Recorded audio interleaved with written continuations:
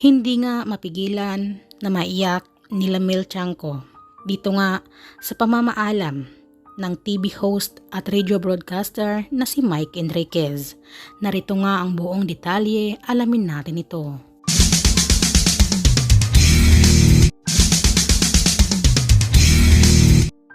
Isang nakakalungkot nga ngayon na balita dahil na maalam na nga dito sa mundo ang isang veteran TV host at radio broadcaster na si Mike Enriquez sa edad nga na 71 years old ngayong araw lamang ito, August 29, 2023. Talaga namang marami ang nagluluksa ngayon sa bigla na pamamaalam nga ni Mike Enriquez. At dito nga ay mismong ang GMA Network ang nagpahayag sa pamamaalam nga ni Mike Enriquez. The Board of Directors, Management, and Employees of GMA Network deeply mourn the passing of Mr. Enriquez. His dedication to the industry will serve as inspiration to all. We pray for the eternal repose of our beloved Kapuso.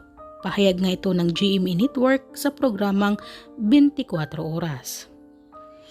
Si Mike Enriquez nga ay isa sa mga respetado at pinagkakatiwalaang tao sa larangan ng media sa Pilipinas, na talaga namang marami ang tumitingala sa kanya. At kung hindi man niyo alam ay isa na siya sa mga sinusubaybayan ng mga kabataan noon hanggang ngayon, na talaga naman isa nga sa tumatak sa kanya ay ang 24 Oras. At kung matatandaan nga natin ay sumailalim sa kidney transplant si Mike noong taong 2021 ng Disyembre at sumailalim din sa heart bypass surgery noong September 2018.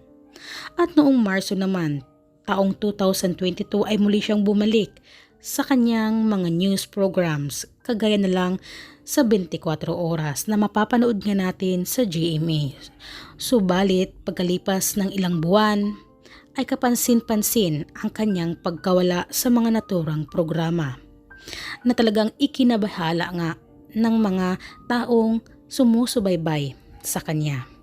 Pero ngayong araw, August 29 nga, 2023, ay ito na ang pamamaalam ni Mike Enriquez, na talaga namang hindi nga mapigilan ng kanyang mga kasamahan sa 24 Oras kagaya na lang nila Mel Tiangco na maiyak sa pamamaalam ni Mike Enriquez.